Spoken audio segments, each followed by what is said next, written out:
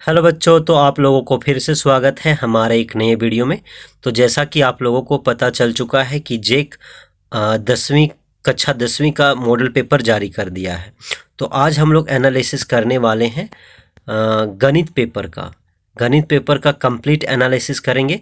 लेकिन वीडियो में आगे बढ़ने से पहले हम लोग क्वेश्चन पैटर्न को समझ लेते हैं। तो क्वेश्चन पैटर्न कुछ चेंज नहीं हुआ है। पिछले वर्ष में जो एग्ज़ाम लिया है जिस पैटर्न पर, उसी पैटर्न पर आधारित है। तो आप लोग यहाँ देख सकते हैं कि टोटल प्रश्नों की संख्या है वो 52 है, जो कि चार खंडों में विभाजित किया गया है, ए बी सी एवं डी में। यहाँ पे हमारे पास जो खंड ए में देखने को मिलता है 30 MCQ क्वेश्चन देखने को मिलता है, और खंड बी में वेरी शॉर्ट आंसर टाइप देखने को मिलता है, और खंड सी में हमारा शॉर्ट आंसर टाइप, और हमारा जो खंड डी है उसमें हमारा लॉन्ग आंसर टाइप क्वेश्चन है। ठीक है, जिसमें से आपका क्वेश्चन नंबर 31 से लेकर 38 तक very short type answer writing है, जिसमें आपको 8 क्वेश्चन है तो 6 ही का जवाब देना है। ठीक है, उसी तरह आपको खंड सी में 39 से 46 तक में से आपको भी 6 ही क्वेश्चन का जवाब देना है, और खंड डी में आपका 47 से 52 तक है, जिसमें आपको भी 4 क्वेश्चन का ही जवाब देना है। तो आज हम लोग सारे ऑब्जेक्टिव क्वेश्चन का एनालिसिस करते हैं सॉल्यूशन के साथ। तो चलिए शुरू करते हैं। तो चलिए देखते हैं, हमारे पास पहला नंबर क्वेश्चन है, P Z is equal to Z square minus 64 के शून्यक है ना। The zeros of P Z is equal to Z square minus 64। तो ऐसे क्वेश्चन को आप लोग कैसे बनाते हैं? तो चलिए बताते हैं कैसे बनाते हैं, क्योंकि ये पॉलिनोमियल्स से क्वेश्चन है हमारे पास। तो सबसे पहले हम लोग क्या मान लेते हैं, यहाँ मान लेते हैं P Z is equal to 0 मान लेते हैं, है कि नहीं है। और हमारे पास पी जेड का वैल्यू है जेड स्क्वायर माइनस में 64 बराबर 0। ठीक है, अगर हमको जेड लिखना है तो जेड इज इक्वल टू क्या लिखते हैं, उधर रूट 64 हो जाएगा। अब ये हमारा किसका स्क्वायर रूट है, तो ये हमारा 8 का है। ठीक है, और ये हमारा क्या आएगा, प्लस माइनस 8 आएगा। तो ऐसा ऑप्शन हमारे पास किस में देखने को मिल रहा है, ऑप्शन ए। तो ऑप्शन ए हमारा करेक्ट आंसर होगा। चलिए नेक्स्ट नंबर क्वेश्चन पे आते हैं हम लोग। सेकेंड नंबर क्वेश्चन हमारे पास दिया गया है, दिए गए बिंदुओं P06, बिंदु Q 70 एवं बिंदु R 50 में कौन बिंदु XH को प्रतिच्छेद करता है। चलिए, अगर हम आपके पास एक ग्राफ बना के दिए, ठीक है, अगर हम बोले कि XH पर वैल्यू लेते हैं, X एक्सिस पर, तो यानी कि X का वैल्यू होगा और Y का वैल्यू नहीं होगा। तो जो X एक्सिस पर होगा वही X एक्सिस को इंटरसेक्ट करेगा, तो जिसमें हमारा X का वैल्यू होगा वही हमारा क्या होगा, इसका आंसर। तो देखो Q में है X का वैल्यू और R में है X का वैल्यू। तो ऐसा हमें कौन सा ऑप्शन में देखने को मिल रहा है, हमें ऑप्शन नंबर डी में देखने को मिल रहा है, बोथ, है ना इसमें। तो ये हमारा ऑप्शन नंबर डी करेक्ट होगा। ठीक है, हमारा ऑप्शन नंबर डी करेक्ट होगा। चलिए नेक्स्ट नंबर क्वेश्चन पे चलते हैं। हमारे पास जो नेक्स्ट नंबर क्वेश्चन है, दो समपरिमेय संख्याओं के बीच कम से कम कितनी विषमपरिमेय संख्या हो सकती है। How many odd rational number can be there between two even rational numbers. ठीक है, तो हम लोग के पास अगर हम लोग दो रेशनल इवन नंबर लेते हैं, मान लो 2 लिए और 4 लिए, तो इसके बीच में हमारा 3 लाई किया कि नहीं लाई किया। तो अगर ऑड नंबर देखें तो 1, लेकिन जब परिमेय संख्या के बारे में बात आए, रेशनल नंबर के बारे में बात आए, तो हम लोग जानते हैं कि 2 नंबर के बीच में कितना infinite number of rational number होते हैं। तो हमारा ऑप्शन नंबर डी करेक्ट होगा। चलिए नेक्स्ट नंबर क्वेश्चन पे आते हैं। 4 number, what will be the HCF of 2 consecutive odd number. मान लेते हैं हम लोग 2 कंसेक्यूटिव ऑड नंबर ले लेते हैं, मान लेते हैं ले लिए हम 3। ठीक है, 3 ले लिए और 5 ले लिए। अगर इसको तोड़ते हैं तो हम इसको 1 इंटू 3 के टर्म में तोड़ेंगे, और इसको तोड़ेंगे तो हम 1 इंटू 5 के टर्म में तोड़ेंगे। तो हाईएस्ट कॉमन फैक्टर जो क्या मिला, 1 मिला, तो हमारा एचसीएफ क्या हो जाएगा, 1 हो जाएगा। कोई भी, तो हमारा ऑप्शन किस में दिख रहा है, ऑप्शन हमारा ए करेक्ट होगा। द 5 नंबर क्वेश्चन, दो चरों y जड़ में रैखिक समीकरण ए वाई प्लस बी जड़ बराबर सी के अधिकतम हल संभव है। तो जब हम लोग linear equation in two variable पढ़ते हैं, जब उसका ग्राफिकल इंटरप्रिटेशन करते हैं तो हमारे पास 3 कंडीशन निकल के आते हैं। हमारे पैरेलल लाइन आते हैं, इंटरसेक्टिंग लाइन आते हैं, और क्या आते हैं, कॉन्सिडेंट लाइन आते हैं, यानी कि संपाती। तो इसमें तो कोई सॉल्यूशन नहीं होता है, इसमें एक सॉल्यूशन होता है, वन सॉल्यूशन, और इसमें इनफाइनाइट नंबर ऑफ सॉल्यूशन होते हैं। तो अधिकतम पूछा है, तो अधिकतम क्या, अनगिनत, यानी कि ऑप्शन नंबर सी हमारा करेक्ट होगा। ठीक है, चलिए नेक्स्ट नंबर क्वेश्चन, संगत समीकरण युग्म द्वारा निरूपित रेखाएं कैसी होती हैं? What are the lines represented by the consistent pair of equation? ठीक है, तो हमारे पास 3 कंडीशन थे। 3 कंडीशन कौन कौन थे? जब हमारे पास पहला कि पैरेलल लाइन था, इंटरसेक्टिंग लाइन था और कॉन्सिडेंट लाइन था, तो हमारे पास ये दोनों कंडीशन जब आएंगे तो हमारा संगत होगा, यानी कि कंसिस्टेंट होगा हमारा इक्वेशन। ठीक है, तो ये कंडीशन यानी कि प्रतिच्छेदी भी होना चाहिए, और फिर ये हमारा क्या, कॉन्सिडेंट होना चाहिए, यानी कि संपाती। तो आगे ऑप्शन में है हमारे पास क्या, चलिए देखते हैं। तो हमारे पास सी नंबर पर भी दिया हुआ है, यहाँ कोई ऑप्शन सिंगल नहीं दिया हुआ है, फिर ये दोनों को लेके नहीं दिया हुआ है। तो हमारे पास ये दोनों आंसर होना चाहिए था, आंसर दोनों होना चाहिए था, लेकिन है नहीं। लेकिन इसमें जो आपका आंसर किया है वो, ये जो इसमें आंसर शीट जो किया गया है वो ऑप्शन नंबर ए को करेक्ट किया गया है। लेकिन आप लोग पढ़े होंगे कि जब ये 2 कंडीशन होते हैं तब हमारा कंसिस्टेंस निकल के आता है कि नहीं। चलिए नेक्स्ट नंबर क्वेश्चन पे आते हैं। X square minus 5x plus 6 is equal to 0 के मूल्य हैं, यानी कि रूट्स फाइंड आउट करने बोला है। तो आप इसे फैक्टराइजेशन मेथड से भी बना सकते हैं या तो फिर क्वाड्रेटिक इक्वेशन से बना सकते हैं। तो हम लोग फैक्टराइजेशन मेथड से बनाते हैं। हमारे पास क्या दिया हुआ है, अगर इसको तोड़ते हैं तो एक्स स्क्वायर माइनस में 2x माइनस में 3x plus 6 is equal to 0 हो जाएंगे, है कि नहीं। यहाँ से कॉमन अगर हम लोग निकालेंगे तो x कॉमन निकल जाएगा और यहाँ x माइनस 2 बच जाएगा, है कि नहीं। और यहाँ से हमारे पास माइनस में 3 कॉमन निकल जाएंगे, तो x माइनस में क्या बच जाएगा, हमारे पास 2 बच जाएंगे, है कि नहीं। तो ये हमारे पास एक आया क्या, x माइनस 3 आया, और एक आया हमारे पास x माइनस 2।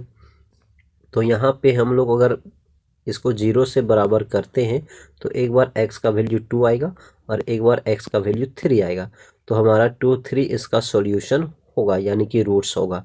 तो 2 3 किस में दिख रहा है, तो ऑप्शन नंबर 2 3, यानी कि ऑप्शन नंबर हमारा डी करेक्ट होगा, डी नंबर। चलिए नेक्स्ट नंबर क्वेश्चन पे आते हैं। दो लगातार विषम धनात्मक पूर्णांक ज्ञात कीजिए जिनके वर्गों का योग 202 है। फाइंड द 2 कंसेक्यूटिव और positive integer whose sum of a square is 202। तो आप इसको कितने तरीके से बना सकते हैं, एक तो आप क्वाड्रेटिक इक्वेशन निकाल के बना सकते हो। पहला और इंटीजर x मानोगे और दूसरा x प्लस 2 मानोगे। अब ये दोनों को स्क्वायर करोगे, है कि नहीं, और ये दोनों को प्लस करोगे तो सॉल्व करके 202 से जब इसको सिंप्लीफाई करोगे तो हमारा क्वाड्रेटिक इक्वेशन निकलेगा। तो आप उससे बना सकते हो। लेकिन ये हम, अगर जो बच्चे के पास थोड़ा दिमाग होगा तो वो बच्चे क्या करेंगे, ऑप्शन से खेलेंगे। मान लो दोनों का हमारा लगातार होना चाहिए, तो ऑड लगातार, ये तो 5 17 ये सारे दिए हुए हैं। लेकिन जब इसका स्क्वायर करोगे तो ये 225 इससे पार हो जा रहा है, ये नहीं होगा, ये ऑप्शन गलत हो जाएंगे, ये भी ऑप्शन गलत हो जाएंगे। इसमें देखो तो ये हमारा 121 आ जाएगा और 169, ये भी 200 से ग्रेटर देन हो जा रहा है। लेकिन आप देखो ये ऑप्शन नंबर भी हमारा करेक्ट होगा, क्योंकि 9 का स्क्वायर 81 और फिर 11 का 101। अगर आप इसको दोनों को सम करते हो तो ये हमारा 202 आता है। तो इसलिए हमारा ऑप्शन नंबर बी करेक्ट होगा। चलिए नेक्स्ट नंबर पे क्वेश्चन पे आते हैं। निम्नलिखित में कौन एपी में नहीं है, ठीक है। Who among the following is not an AP, ठीक है। तो सबसे पहले एपी में चेक करने के लिए हम लोग सबसे डी निकालेंगे, है ना। डी का वैल्यू अगर हर एक जगह बराबर होगा तो वो एपी में होगा। तो डी निकालने का फॉर्मूला क्या होता है, डी इज इक्वल टू हम लोग क्या करते हैं, A2 माइनस A1 करते हैं, A1 करते हैं, या तो फिर A3 माइनस A2 करते हैं। मतलब लास्ट वाला टर्म में से फर्स्ट वाला को घटाना जाता है। तो आप यहाँ देखो 2468, यहाँ डी का वैल्यू क्या आ रहा है, हर जगह 22 आ रहा है कि नहीं। यहाँ डी का वैल्यू हर जगह 88 आ रहा है ना, 88 आ रहा है। यहाँ आपका डी का वैल्यू -6 प्लस में 10 यानी कि 44 आ रहा है। लेकिन आप यहाँ डी का वैल्यू देखो, यहाँ एक 3 आ रहा है, फिर यहाँ अलग अलग आ रहे हैं, यानी कि डी का वैल्यू इसमें बराबर नहीं आ रहा है। तो एपी में ये हमारा नहीं है, यानी कि ऑप्शन नंबर डी हमारा करेक्ट होगा। चलिए नेक्स्ट नंबर क्वेश्चन पे आते हैं। The value of 28 term is, क्या होंगे वैल्यू। तो 28 टर्म हमको निकालना है, तो हम लोग a n is equal to formula जानते हैं। तो हमको क्या पूछा, A28। A28 निकालने के लिए ए करेंगे तो ए का ए प्लस करते हैं, तो ए का वैल्यू 1 है, प्लस n-1, यानी कि n का वैल्यू 28 लेना है 1, और इंटू डी का वैल्यू, डी कितने आ रहे हैं, घटाने पर A2 माइनस A1 3 आ रहे हैं। इसको सॉल्व करें हैं तो 1, और ये हमारे पास 27 माइनस 3 है ना। तो ये 1 प्लस हमारे इसको मल्टीप्लाई करेंगे तो ये हमारा 81 आ जाएगा, ठीक है। इसको जोड़ेंगे तो 82 हो गए। तो हमारा ऑप्शन नंबर सी जो होगा वो हमारा करेक्ट आंसर होगा। चलिए नेक्स्ट नंबर क्वेश्चन पे आते हैं। दो समरूप त्रिभुजों के क्षेत्रफलों का अनुपात 16:81 है, तो उनकी संगत भुजाओं का अनुपात क्या होगा, है ना। तो ऐसे क्वेश्चन को हम लोग पहले ही सॉल्व किए हैं। जब दो ट्रायंगल आपस में क्या होते हैं, सिमिलर होते हैं, तो उनका जो क्षेत्रफलों का अनुपात होता है उनके भुजाओं के वर्गों का अनुपात के बराबर होता है, यानी कि 16:81। अगर उनके दो साइड, अगर दो ट्रायंगल है ए बी सी और पी क्यू आर, तो अगर ए बी का स्क्वायर बाई पी क्यू का स्क्वायर होगा। तो अगर आप देखो तो ये किसका स्क्वायर है, 4 का है, और ये किसका है, 9 का, यानी कि 4:9। 4:9 हमारे पास किस में है, ऑप्शन नंबर सी हमारा करेक्ट होगा, ठीक है। चलिए नेक्स्ट नंबर क्वेश्चन पे आते हैं। The diagonal of the rhombus are 6 centimetre, 8 centimetre the length of each side. इसमें बोला है समचतुर्भुज के विकर्ण 12 सेंटीमीटर, 16 सेंटीमीटर, तो इनकी प्रत्येक भुजाएं की लंबाई क्या होगी। तो हम लोग डायगोनल की प्रॉपर्टीज जानते हैं। क्या जानते हैं प्रॉपर्टीज, अगर हमारे पास डायगोनल दिए हुए हैं तो उनका जो हमारा डायगोनल होते हैं एक दूसरे को बाइसेक्ट भी करते हैं वो भी 90 डिग्री पर। अगर इसका वैल्यू हम लोग क्या लेते हैं, 12, तो ये हमारा क्या होगा, 6 होगा। और ये अगर 16 लेते हैं तो इसका वैल्यू 8 होता है। तो ये हमारा राइट एंगल ट्रायंगल बना। तो ये हमारा एक हाइपोटेनस हो गया। तो हाइपोटेनस निकालने का फॉर्मूला क्या होता है, ये रूट अंडर क्या होता है, ये P square by B square, P square यानी कि 6 का स्क्वायर बाई 8 का स्क्वायर, है ना। तो हमारे पास कितना वैल्यू आ जा रहा है, 36 प्लस 64, जोड़ने पर कितना 100 आ जा रहा है ना। कितना आ जा रहा है 100। तो 100 किसका स्क्वायर रूट है, 10 का। तो ऑप्शन नंबर सी हमारा करेक्ट होगा। चलिए नेक्स्ट नंबर क्वेश्चन पे आते हैं। What is the point of intersection of two axes is called. It is very easy question, statement से दे दिया हुआ, ओरिजिन बोलते हैं हम लोग। चलिए नेक्स्ट नंबर क्वेश्चन पे आते हैं। There are 8 unit pairs from the Y axis, ठीक है। अगर हमारे पास दिए हुए हैं और क्या बोला, point P located on x axis, तो क्या होगा। तो अगर हम लोग वाई एक्सिस से 8 यूनिट लेते हैं, एक्स एक्सिस पर लोकेटेड है, मान लो 8 यहाँ है, तो 8 का वैल्यू होगा और वाई का वैल्यू 0 होगा, यानी कि ऑप्शन नंबर ए हमारा करेक्ट होगा। चलिए नेक्स्ट नंबर क्वेश्चन पे आते हैं।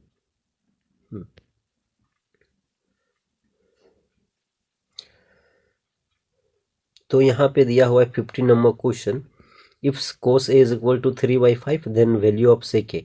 हम लोग जानते हैं कि हमारा कोस ए सेक ए का इन्वर्स होता है, यानी कि सेक ए कोस ए का इन्वर्स है, यानी कि ये 3/5 दिया हुआ है तो इसका इन्वर्स हमारा क्या हो जाएगा, इन्वर्स जो हो जाएगा हमारा 5/3 हो जाएगा, यानी कि option number 5/3 option number C. 16 number question बोल रहा है कि हमारे पास sec A plus 10a -1 minus sine A तो किसके बराबर है। ठीक है, तो हम लोग जानते हैं कि सेक ए हमारा किसका इन्वर्स है, कोस ए का, तो सेक ए के जगह हम लोग क्या लिख सकते हैं, कोस ए। ठीक है, और ये हम लोग 10a को क्या लिख सकते हैं, sine by cos A, sine by cos A. ठीक है, नहीं ये लिख सकते हैं, और ये हमारा 1 माइनस साइन ए हो गया। ठीक है, इसको सॉल्व करेंगे तो ये हमारा एलसीएम कोस ए आ जाएगा, कोस ए आ जाएगा, है कि नहीं, और ये हमारा वही रहेगा 1 प्लस साइन ए, है ना, और ये इसके साथ मल्टीप्लाई में है 1 माइनस साइन ए। ठीक है, तो हमारे पास इधर देखो, ये अगर मल्टीप्लाई हो गए तो ऊपर में एक बार ये प्लस में वैल्यू, एक बार माइनस में वैल्यू, यानी कि ये हमारा a माइनस बी का होल स्क्वायर का formula A square minus sine square A by cos A, cos A. तो sine square 1 minus sine square बराबर हम लोग क्या लिखते हैं, square minus sine square A को हम लोग क्या लिखते हैं, cos square A, cos square A by cos A. तो एक कोस है और इसका स्क्वायर से एक कट गया तो क्या बचा, कोस ए बचा, तो हमारा ऑप्शन नंबर क्या हो जाएगा, cos A, option number B हमारा करेक्ट होगा। चलिए नेक्स्ट नंबर क्वेश्चन पे आते हैं। If cot A is equal to 1 then A का मान क्या होगा, तो कोट ए 1 है, 1 किसका, अगर कोट में चलते हैं तो 1 किसका वैल्यू होता है, 45 डिग्री का, तो ऑप्शन नंबर सी करेक्ट होगा। Next number question, the angle of elevation of the sun when the shadow of an upright pillar and its height are equal।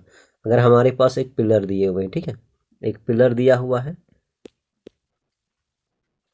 एक पिलर दिया हुआ है, ठीक है, और उसका शैडो भी बना हुआ है, दोनों आपस में बराबर है। अगर ये हमारा P है B है, दोनों आपस में बराबर है PB, तो हम लोग क्या लिखते हैं, P/P ही लिख देते हैं, दोनों बराबर है, कट के क्या आ गया, 1 आ गया। तो हमारे पास 10a इज इक्वल टू 1 आया, तो 10a में से 1 आया, तो 1 किसका वैल्यू है, 45 डिग्री का ही है, तो 45 डिग्री ही हमारा आंसर होगा। तो हमारा ऑप्शन नंबर इसमें भी जाएगा, तो आपका 45 डिग्री ऑप्शन नंबर बी जाएगा। What is the sum of 4 angle of quadrilateral 360। चलिए नेक्स्ट नंबर क्वेश्चन पे आते हैं। Decimal number is 1 is said to be, इसको हम लोग क्या क्या बोल सकते हैं, होल नंबर बोल सकते हैं, natural number, rational number, all of this, option number D correct. Next number question, if any triangle ABC 2 side AB 7 BC 4 then what can be possible to measurement of third side। तो हम लोग जानते हैं जब कोई triangle होते हैं, जब कोई ट्रायंगल होते हैं तो ट्रायंगल कब बनना पॉसिबल होता है, ट्रायंगल कब बनना पॉसिबल होता है, अगर ये P है, Q है, R है, तो हम लोग जानते हैं कभी भी जो साइड का सम तीसरे साइड से बड़ा होना चाहिए, ये हर एक केस में है। अगर क्यू आर को जोड़ेंगे तो पी से बड़ा, पी आर को जोड़ेंगे तो क्यू से बड़ा। तो हमारे पास दो वैल्यू दिए हुए हैं, वो दोनों वैल्यू को अगर ये दोनों को हम जोड़ देते हैं, ये दोनों को, तो हमारे पास 11 होते हैं, तो 11 से छोटा वैल्यू होना चाहिए, तो हमारा सी भी होगा और बी भी होगा, ये नहीं होगा, तो ये दोनों ऑप्शन नंबर डी करेक्ट होगा। चलिए नेक्स्ट नंबर क्वेश्चन पे आते हैं। The probability of getting an even number when a dice toss। तो इवेन नंबर, एक डाइस में कितने इवेन नंबर होते हैं, 2 4 6, यानी कि 3 पॉसिबल, और टोटल जो हमारे हैं 6 है, तो 1/3 हमारा ऑप्शन, सॉरी 1/2 हमारा ऑप्शन बी करेक्ट होगा। Next number question, the probability of sure happening event is, तो कोई भी घटना का जो श्योर है कि होगा तो उसकी प्रोबेबिलिटी 1 होता है, यानी कि option number D. Next 24, a dice is tossed then the probability of getting number multiple of 3, 3 के मल्टीपल एक डाइस में खुद 3 होगा, ठीक है, और 6 होंगे, यानी कि 2 पॉसिबल, टोटल 6, 1/3, यानी कि ऑप्शन हमारा बी करेक्ट होगा। चलिए नेक्स्ट नंबर क्वेश्चन पे आते हैं हम लोग। 5 नंबर क्वेश्चन देखते हैं। तो अगर ऐसा क्वेश्चन दिया रहे आपके पास और देखना है कि ये हमारा एपी में है, तो हम लोग को इसका एक शॉर्टकट तरीका है निकालने का। क्या?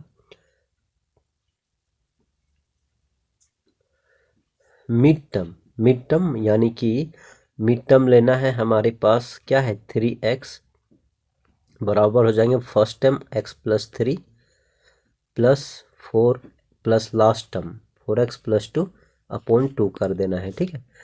तो अगर आप इसको सॉल्व करते हो तो आप देखोगे पर आपके पास अगर ये 3x आ रहे हैं इज इक्वल टू कितने हो गए? 5x प्लस 5/2 है कि नहीं? तो हमारे पास ये इससे मल्टीप्लाई हो जाएगा, तो ये हमारे पास क्या आ जाएगा?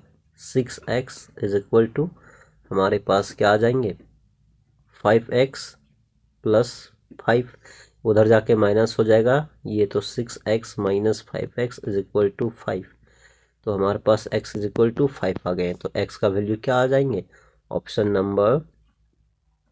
नंबर हमारे पास जो ऑप्शन नंबर बी हमारा 5 हुए, ठीक है। चलिए नेक्स्ट नंबर क्वेश्चन पे आते हैं हम लोग।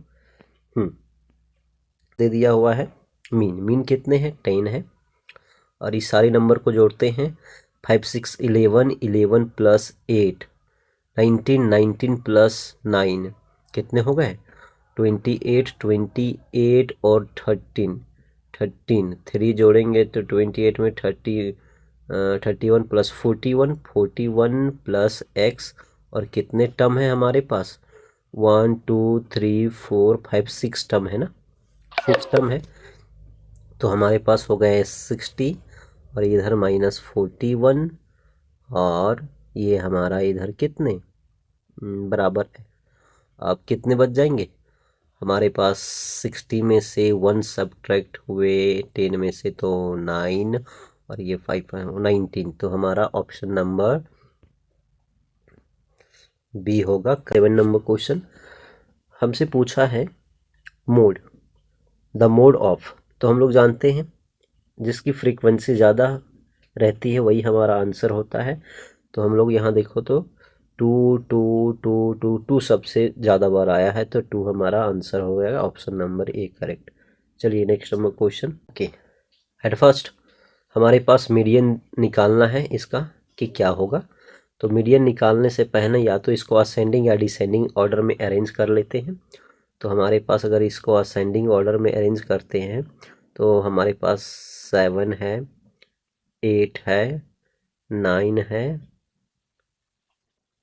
10 है, 11 12 13 14 15। तो देखते हैं यहाँ ऑड नंबर है ना, कितना हमारा ऑब्जर्वेशन है ऑड नंबर में दिया हुआ है। तो इधर से 1 2 3 4 5 नंबर से, और इधर से 1 2 3 4 5 नंबर। ऑप्शन नंबर 11 किसमें? ऑप्शन नंबर बी हमारा आंसर होगा। आप इसे ऐसे भी कर सकते हैं n+1/2, तो n+1/2 n+1, तो 9 दिया हुआ 9+1/2 टर्म होगा, ठीक है। ऐसे भी निकालते हैं तो हमारे पास 10/2 मतलब 5 काउंट करोगे आप इधर से 1 2 3 4 5, तो 11 ही आंसर हुए। तो ऑप्शन नंबर बी हमारा करेक्ट हुआ। चलिए 29 नंबर क्वेश्चन बोला जा रहा है यदि दो वृत्तों के केंद्रों की मध्य की दूरी उनकी त्रिज्याओं के योग से अधिक है तो उभयनिष्ठ स्पर्श रेखाओं की संख्या क्या होगी। मान लीजिए हमारे पास दो सर्कल दिए हुए हैं, और दोनों का जो क्या दिया हुआ है, दोनों का जो ये जो हमारा डिस्टेंस दिया हुआ है दोनों के सेंटर का, उनके रेडियाई से क्या होगे, बड़ा होगा। तो जो कॉमन टेंजेंट हम लोग खींच सकते हैं वो एक ऐसे खींच सकते हैं, 2 ऐसे मिलाते हुए 3, ऐसे 4, ये दोनों को टच करते हुए।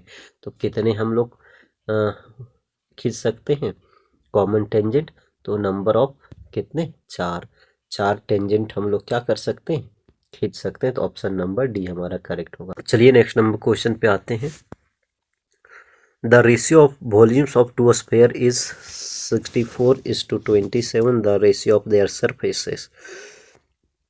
तो हम लोग क्या करते हैं, हमारे पास क्या दिया हुआ है, दोनों का वॉल्यूम का दिया हुआ है। तो कुछ टर्म तो कांस्टेंट होते हैं, यानी कि इसका आर क्यूब और इसका आर क्यूब दिया हुआ है। तो ये किसका 4 4 जा 16, ये किसका क्यूब है, ये 4 का है। और ये किसका है 3 3 जा 9 9 3 जा ये 3 का है।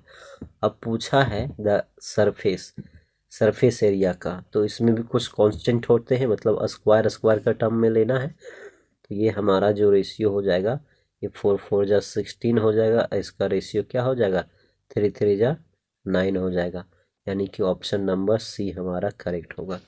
यहाँ पर होता है हमारा MCQ क्वेश्चन का सॉल्यूशन खत्म। अब हम लोग देख लेते हैं वेरी शॉर्ट टाइप आंसर, बस आप लोग को क्वेश्चन दिखा देते हैं। आपका AP से पूछा गया है, सरफेस एरिया से पूछा गया है, ये आपका कोऑर्डिनेशन ज्योमेट्री से पूछा गया है, यूजेज ऑफ ट्रिगोनोमेट्री से पूछा गया है, ठीक है।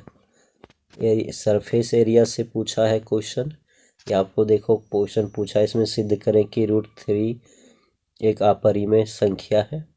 उसके बाद ये आपका ट्रिगोनोमेट्री से पूछा गया है, फिर से AP से पूछा गया है। खंड C में जो 3 नंबर के क्वेश्चन है प्रोबेबिलिटी से पूछा गया है, ठीक है। और ये आपका तो सांख्यिकी से स्टैटिक से पूछा गया है। क्वेश्चन का सॉल्यूशन आपके नोट में होगा, आप लोग प्रैक्टिस कर लोगे, बना लोगे। बाकी आप लोगों को मैं क्वेश्चन दिखा दे रहा हूँ, ये देखिए क्वाड्रेटिक इक्वेशन से। तो ये जो सारे हैं आपके पास सारा सॉल्यूशन आपका नोट में बना होगा। मुझे आशा है कि आप सभी लोग अपना नोट तैयार कर चुके होंगे, है कि नहीं। वहाँ से आप ये सब सॉल्व कर सकते हैं, ठीक है। तो यहाँ पे होता है हमारा, ये आपका यहाँ आंसर से दिया हुआ है। यहाँ पे होता है हमारा ये मैथ पेपर का एनालिसिस ख़त्म। हम लोग मिलते हैं दूसरे सब्जेक्ट का वीडियो को लेकर। तब तक के लिए आप अपना ख्याल रखें और अपनी बोर्ड की तैयारी अच्छे तरीके से करें। धन्यवाद। वीडियो अच्छा लगा होगा तो चैनल को सब्सक्राइब ज़रूर कीजिएगा और ये वीडियो अपने दोस्तों को पास शेयर कर दें ताकि उनका भी मदद हो जाए। Thank you.